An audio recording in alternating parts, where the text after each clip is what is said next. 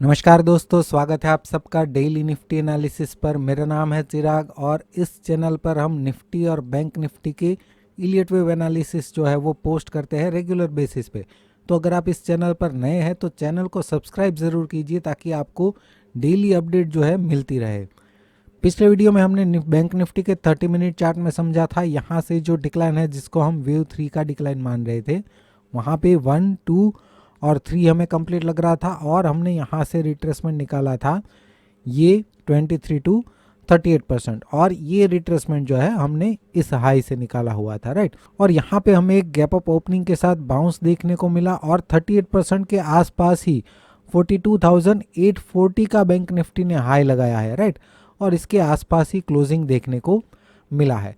तो जो हमने ये रिट्रेसमेंट निकाला था उसके आसपास 38% के आसपास ही क्लोजिंग दिया है। तो अगर यहाँ पे ये येलो वाला जो है, अगर यहाँ पे 3 और 4 कंप्लीट हो चुका है तो वेव 5 इसके नीचे फिर से जा सकता है। अभी अगर हम यहाँ पे बैंक निफ्टी का ये डेली चार्ट देखें तो डेली चार्ट में ये ए और 1 बी और 2 कंप्लीट हो चुके हैं। सी और 3 का अगर हम प्रोजेक्शन निकालें तो normal projection range already achieve हो चुके हैं। 161% आ रहा है 41,830 के अराउंड, राइट। अभी तक बैंक निफ्टी ने 42,105 का लो लगाया है। यहाँ से सी और 3 का जितना प्रोग्रेस किया है उसका रिट्रेसमेंट निकालते हैं तो ये रेंज निकल के आ रही है, राइट। 43,097 से लेके 43,711 इसके ऊपर ट्रेड करता है तो ही बैंक निफ्टी को हम पॉजिटिव मानेंगे। ये जो वेव 3 है उसका रिट्रेसमेंट निकाले तो ये रेंज निकल के आ रही है जिसमें ये ऑलरेडी आ चुका है। तो यहाँ पे अगर ये 1, 2, 3 और 4 कंप्लीट हो चुका है तो फिर से एक बार 5th के लिए ये इसके नीचे जा सकता है। हम क्या करेंगे, यहाँ से जो वेव 3 शुरू हुआ है उसको देखेंगे स्मॉलर टाइम फ्रेम में, वहाँ पे हमें क्या दिख रहा है। यहाँ पे अगर हम देखें तो ये 1, 2, 3 और ये जो हमने कल के वीडियो में मतलब पिछले वीडियो में 30 मिनट चार्ट में समझा था, यहाँ पे 38% के आसपास ही इसने हाई लगाया है। अगर यहाँ पे हालांकि ये बाउंस जो है उसकी पैटर्न हमें क्लियर नहीं दिख रही है तो पॉसिबल है कि ये इम्पल्सिव भी हो सकता है और करेक्टिव भी हो सकता है। पहले मान लीजिए कि ये 38% के आसपास आया है तो हो सकता है कि पैटर्न हमें पहचान में नहीं आ रही है लेकिन करेक्टिव है। तो यहाँ से अगर ये येलो वाला 3 और 4 कंप्लीट हो चुका है तो ये 5th का प्रोजेक्शन है 41,851 से लेके 41,241 इस रेंज में ये वेव 5 का डिक्लाइन हमें दे सकता है और इस तरीके से ये वेव 3 जो है वो कंप्लीट हो सकता है जो यहाँ से शुरू हुआ है, राइट। अगर ये वेव 5 का डिक्लाइन इस रेंज में आता है तो अब देखिए यहाँ पे पिछले वीडियो में हमने डिस्कस किया था कि यहाँ से लेके यहाँ तक जो है बैंक निफ्टी में रेजिस्टेंस रेंज है। उस रेंज में ये 38% के आसपास आया भी, लेकिन ये बाउंस की पैटर्न जो है हमें क्लियर नहीं लगी। तो अब यहाँ पे क्या हो सकता है, अगर ये इम्पल्सिव है तो ये फिर से एक बार ABC के लिए आएगा, फिर 1, 2, 3, 4, 5 और यहाँ से फिर से ये डिक्लाइन ये ABC बना के नीचे जा सकता है, राइट। ये एक पॉसिबिलिटी है। दूसरी क्या हो सकता है, डायरेक्टली अगर ये करेक्टिव ही है तो ये 1, 2, 3, 4, 5 करके ये डिक्लाइन कंटिन्यू कर सकता है। तो हम इस केस में कैसे ट्रेड कर सकते हैं, अगर यहाँ पे आपने ट्रेड किया है करेक्टिव डिक्लाइन के लिए, राइट, तो यहाँ से जब डिक्लाइन आता है हमें क्या करना है, इस पूरे बाउंस का रिट्रेसमेंट निकालना है, राइट। हम करते हैं ये जो बाउंस है उसको स्मॉलर टाइम फ्रेम में एक बार देख के चेक करते हैं। इस बाउंस का अगर हम रिट्रेसमेंट निकालें तो ये पूरा जो है ये पूरे बाउंस का रिट्रेसमेंट है 23 से लेके 61%। 61% तक का हमने इसीलिए निकाला है क्योंकि ये इम्पल्सिव है या करेक्टिव हमें नहीं मालूम। अगर मान लीजिए कि यहाँ से एक इम्पल्सिव मूव, फिर करेक्टिव मूव और फिर 1, 2, 3, 4, 5 इस तरीके की हमें क्लियर पैटर्न दिखती, ये इसको हम ए और 1 बी और 2 और इसको सी और 3 बोलते थे, राइट। अब यहाँ से सी और 3 का जो बाउंस है उसका अगर हम रिट्रेसमेंट निकालते तो सिर्फ और सिर्फ 23 टू 38% ही निकालते और 38% के नीचे अगर ट्रेड करता है तो वो डायरेक्टली नेगेटिव बन जाता, क्योंकि यहाँ पे हमें क्लियर 3 वेव मूव दिख रहे हैं। तो उसके हिसाब से 38% के नीचे ये नेगेटिव हो जाएगा और यहाँ से इसके नीचे ये जा सकता है। इसको हम करेक्टिव बाउंस ही मान लेते, इस रेंज में हम शॉर्ट का प्लान भी कर लेते। लेकिन यहाँ से जो बाउंस है वो क्लियर इम्पल्सिव या क्लियर करेक्टिव नहीं दिख रहा है तो फिर हमें ये पूरी रेंज लेनी होगी, राइट।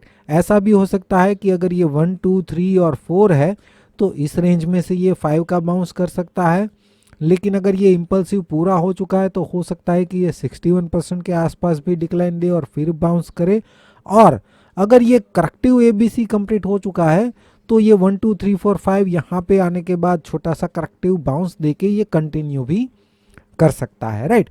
तो इसका मतलब अब हमारी, अगर हमने कोई मान लीजिए कि ट्रेड ही नहीं किया है, तो स्ट्रेटजी क्या हो सकती है कि इस रेंज में अगर ये हमें करेक्टिव डिक्लाइन मिलता है 61% के आसपास, तो हम वहाँ पे बाय का प्लान कर सकते हैं, इसके ऊपर मिनिमम टारगेट प्लान करके, राइट। ज़्यादा बाउंस नहीं, अभी भी ओवरऑल तो नेगेटिव है, तो एटलीस्ट इसके ऊपर का प्लान कर सकते हैं। मान लीजिए कि एक शार्प डिक्लाइन आया और 61% के आसपास ये इसको ब्रेक किया और डिक्लाइन हमें इम्पल्सिव लग रहा है, तो फिर करेक्टिव बाउंस का वेट करेंगे। जब भी करेक्टिव बाउंस आएगा तो वहाँ पे हम शॉर्ट का ट्रेड लेंगे और हाई जो है वो हमारा स्टॉप लॉस होना चाहिए। और यहाँ से जो टारगेट हमारे, जो हमने वेव 5 के टारगेट देखे थे, उसके लिए हम प्लान कर सकते हैं। मिनिमम टारगेट जो है लो के नीचे और मैक्सिमम जो है हमने 38% जो प्लान किया था वेव 5 के लिए, उसको हम प्लान कर सकते हैं।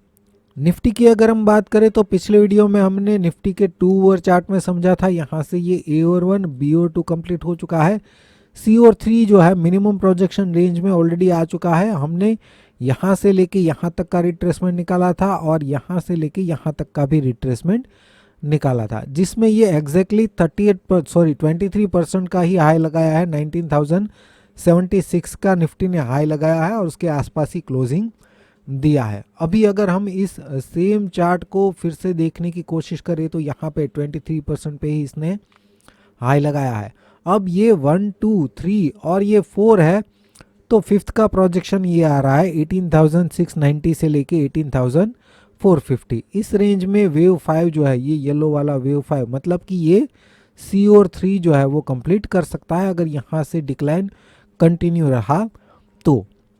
अब जैसा हमने बैंक निफ्टी में समझा था, ये बाउंस को हम स्मॉलर टाइम फ्रेम में देख लेते हैं। वहाँ पे हमें क्या दिख रहा है, इसको अगर हम स्मॉलर टाइम फ्रेम में देखें तो वहाँ के जैसे ही यहाँ से ये शार्प बाउंस हमें इम्पल्सिव ही लग रहा है, लेकिन अगर ये लास्ट डिक्लाइन अगर हम देखें तो एबीसी टाइप का है, तो पॉसिबल है कि ये ए बी और ये इरेगुलर सी ऐसा बना है, तो ये शार्प डिक्लाइन 61% को ब्रेक करके इसके नीचे जो हमने टारगेट देखे वेव 5 के लिए वो हमें देखने को मिल सकते हैं, राइट। और ये 4 बन जाएगा, 3 और ये 4 बन जाएगा। लेकिन अगर ये इस रेंज में सपोर्ट लेता है करेक्टिव डिक्लाइन करके, तो फिर से एक बार इसके ऊपर जा सकता है, हो सकता है कि 38% के आसपास मिल जाए और करेक्टिव बाउंस करके फिर ये डिक्लाइन जो है वो कंटिन्यू कर सकता है, राइट। तो जैसा हमने बैंक निफ्टी में डिस्कस किया था, यहाँ पे भी हमारी ट्रेडिंग प्लान कैसा होना चाहिए, 61% के आसपास हमें लगता है कि सपोर्ट ले सकता है और डिक्लाइन करेक्टिव लग रहा है, तो फिर इसके ऊपर एक बार फिर से जा सकता है। लेकिन अगर ये शार्प इम्पल्स 61% के आसपास या इसके नीचे आता है तो फिर करेक्टिव बाउंस का वेट करेंगे। करेक्टिव बाउंस जब भी हमें मिलेगा तो वहाँ पे शॉर्ट का प्लान करेंगे, ये हमारा स्टॉप लॉस हो जाएगा। और मिनिमम टारगेट जो है, जो हमने वेव 5 का यहाँ से जो देखा था पिछले चार्ट में, वो हमारा मिनिमम टारगेट बन जाएगा निफ्टी के लिए, राइट। तो निफ्टी और बैंक निफ्टी में जो भी आने वाले टाइम में ट्रेड प्लान हो सकते हैं, पॉसिबिलिटी हो सकती है, हमने समझने की कोशिश की है। अगर आपको अच्छा लगा है तो वीडियो को लाइक ज़रूर कीजिएगा, और अगर आप इंटरेस्टेड है इलियट वेव सीखने के लिए या फिर हमारे टेलीग्राम चैनल में जुड़ने के लिए, जहां पे आपको लाइव मार्केट अपडेट मिलती रहे, तो उसके लिए डिस्क्रिप्शन में आपको लिंक भी मिल जाएगा, या फिर इस नंबर पे आप कांटेक्ट कर सकते हैं। वीडियो देखने के लिए आपका बहुत बहुत शुक्रिया, धन्यवाद।